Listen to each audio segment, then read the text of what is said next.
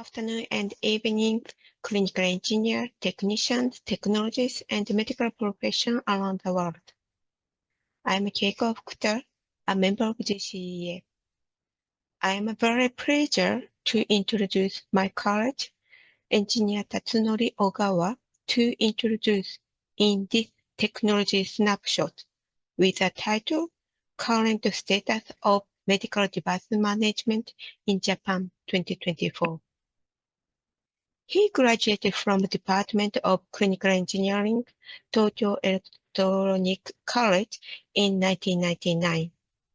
After it, he received a clinical engineer national license and have been working in the health facility in Japan almost 25 years.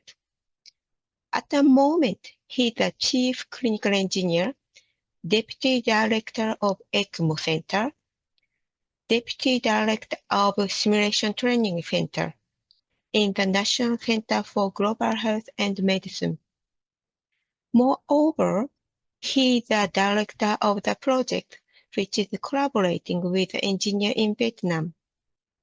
He has published many articles, including COVID-19 as well. So, it is my pleasure to introduce engineer Tatsunori Ogawa, and the floor is yours. Hello everyone, my name is Tatsunori Ogawa. I'm clinical engineer at the National Center for Global Health and Medicine in Japan. Today, I would like to talk about the current state of medical device management in Japan. Focus on our center. I hope that it will be some use in your work. When you hear medical equipment management, what comes to mind? Repair? Inspection? Economic efficiency? In reality, management is quite diverse. Today, I would like to focus on the general theory of how medical equipment is operated in Japan, and also touch on some related topics. Before talking about medical device management, I will first explain the definition of medical devices in Japan. In Japan, medical devices are defined by law as machinery or instruments used on humans or animals that have an effect on the body and are intended for diagnosis, treatment, or prevention.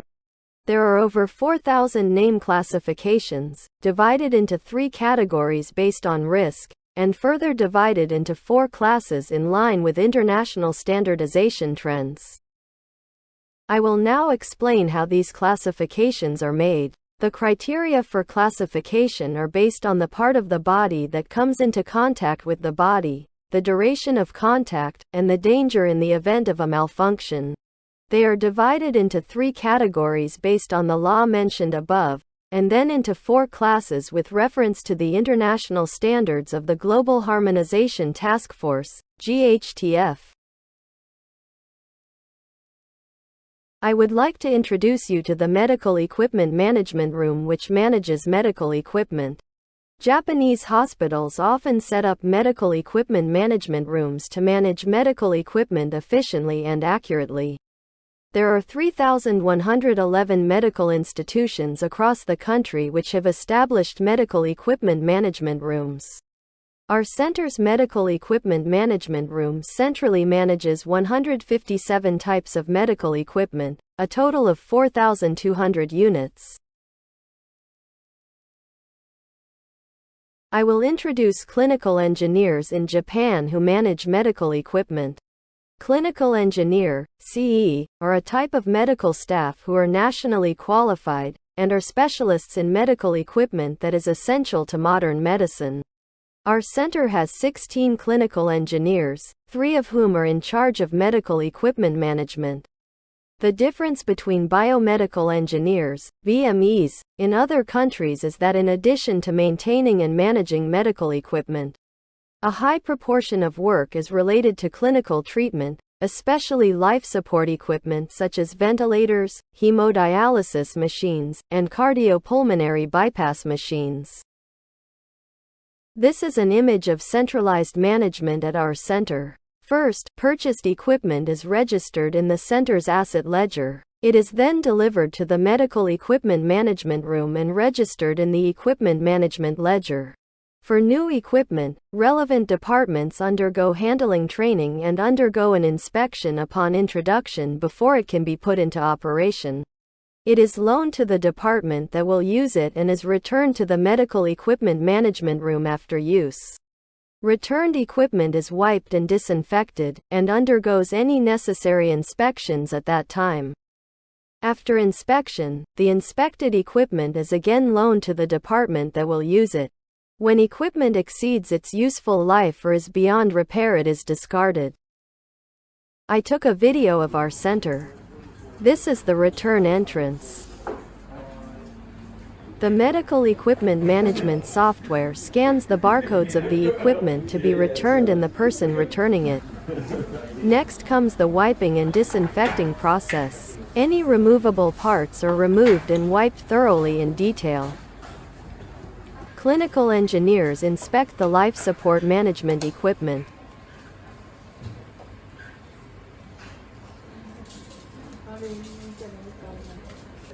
After inspection, the equipment is neatly arranged and lined up so that it can be lent to the various departments that will use it.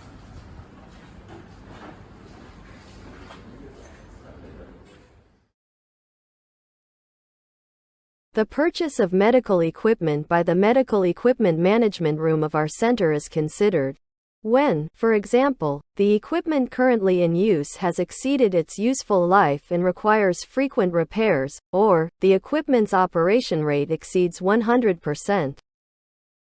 Looking at past situations, equipment purchases for replacement are often more than 10 years old, and additional equipment was considered when the operation rate exceeded 90%.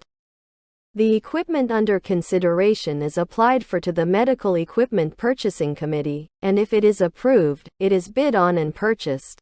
The purchased equipment is registered in the Medical Equipment Management Ledger owned by our department and a barcode is assigned. Recently, other medical institutions in Japan have implemented gate-type management using RFID tags as well as barcodes, as well as GPS management. I will now explain the operational cycle of our center's centralized management. First, about lending. Reservations can be made through the medical equipment management software from the electronic medical record terminal in the ward where the equipment will be used. After making a reservation, the user goes to the medical equipment management room to pick up the equipment, scan the barcode, and register the destination of use. For assistance with handling the equipment and dealing with problems while it is in use by each department, manuals can be viewed in the electronic medical record. Finally, about returning the equipment. When returning the equipment, the information of the returner and the department that will end use is updated in the system. All medical equipment is wiped and disinfected after use. We work with the hospital's infection control department to wipe down equipment with the appropriate disinfectant and procedures. We take appropriate action depending on whether or not there is an infectious disease and its type. There are precautions to take with each medication, so it is important to be aware of them. For inspections, we create in-house maintenance manuals based on the maintenance manuals of the manufacturers of each device. These manuals are reflected in the medical equipment maintenance management software to standardize the procedures of department staff. Daily inspections are performed on all equipment every time. In addition, clinical engineers check the operation of life support management devices designated by the Ministry of Health, Labor and Welfare at least once a day. Regardless of the equipment's usage status, ventilators, auxiliary circulation, blood purification devices, etc., all inspections are entered into the medical equipment management software and records are kept. In addition, a sticker indicating that an inspection has been performed is affixed to the equipment so that it can be identified as unused equipment.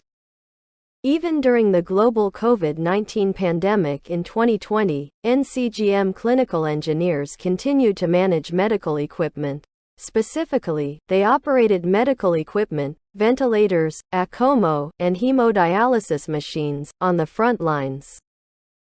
When disposing of an item, an application is made to the Asset Management section of the Finance and Accounting Department to have it removed from the Purchase Management Ledger. Medical equipment has a useful life, which is around 6 to 10 years depending on the type of equipment. Regarding the management of medical consumables, our center outsources SPD operations. Within the center, items are master registered after approval by the committee. On a day-to-day basis, orders can be placed using electronic medical records. The definition of appropriate maintenance management also includes training on how to use the equipment. For that reason, newly introduced equipment undergoes training on how to use it before it goes into operation. As you can see, the content includes principles and troubleshooting. Since the COVID-19 pandemic, much of the training has been conducted online. As part of their involvement in medical safety, they compile reports of incidents and accidents related to medical devices and analyze the causes. They then report these at the Medical Device Safety Management Committee, which meets monthly. Depending on the importance and urgency of the cause, information is disseminated to users through the Medical Safety Management Department. Safety information issued by the Pharmaceuticals and Medical Devices Agency, PMDA, which is under the jurisdiction of the Ministry of Health, Labor and Welfare, and the Japan Council for Quality Healthcare, is also shared through the Medical Safety Management Department.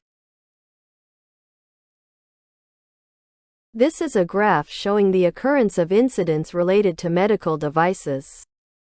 Incident levels are reported on a 5-level scale, from 0 to 3B. The number, class, and content of incidents are analyzed and countermeasures are considered.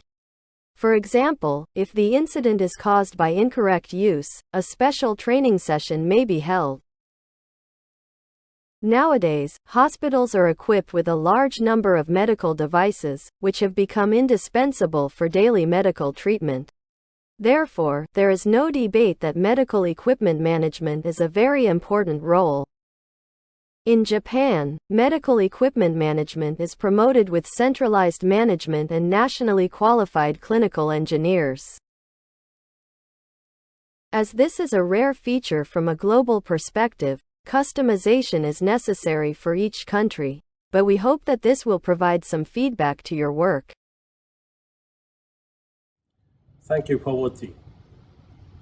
What did you think?